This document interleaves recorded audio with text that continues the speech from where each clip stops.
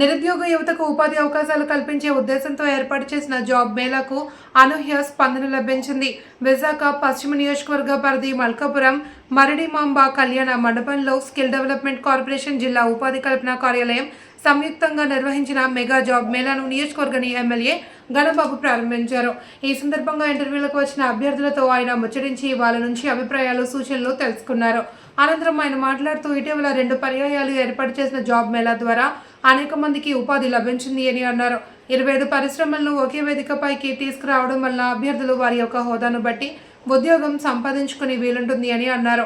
CM Chandrababu ఆలోచన విధానాలు రాష్ట్ర అభివృద్ధికి ఎంతగానో తోడ్పడుతున్నాయని చెప్పారు.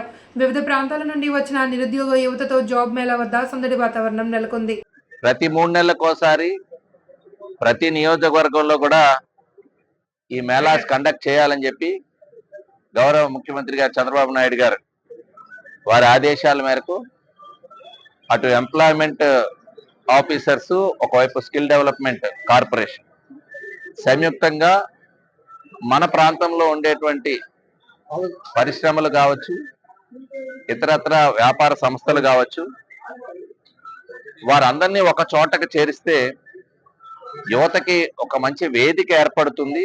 ఆ వేదిక ద్వారా వారు వారి వారి హోదాలకు తగ్గట్టుగా, వారి ఎక్స్పెక్టేషన్స్ తగ్గట్టుగా వాళ్ళకు ఒక ప్లాట్ఫామ్ కనుక క్రియేట్ చేయగలిగితే వాళ్ళందరికీ కూడా ఉపాధి అవకాశాలు కలుగుతాయి.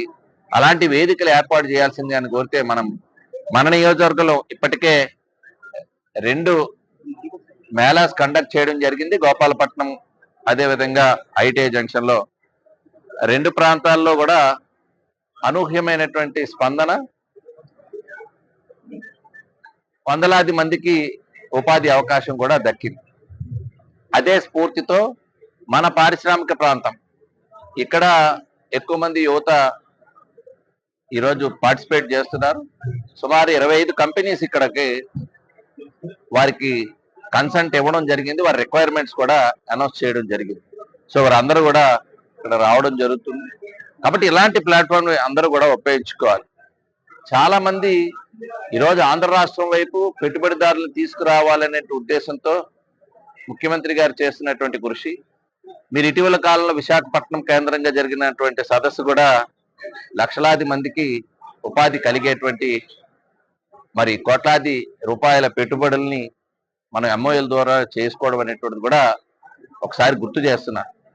సో అవన్నీ కూడా గ్రౌండ్ అయితే 2-3 ఏళ్లలో ఆంధ్ర రాష్ట్రంలో అన్ని ప్రాంతాలు, ఒక ప్రాంతం కాదు, గతంలో మైక్రోసాఫ్ట్ ఒక కంపెనీ హైదరాబాద్ రూపురేఖలు ఏ రకంగా మార్చింది, తెలంగాణ రాష్ట్ర ఆదాయంలో ప్రధాన భూమిక ఐటీ సెక్టార్ ఏ రకంగా ఉంది, ఆ నగరం ఎలా అభివృద్ధి చెందిందో అందరూ చూశారు.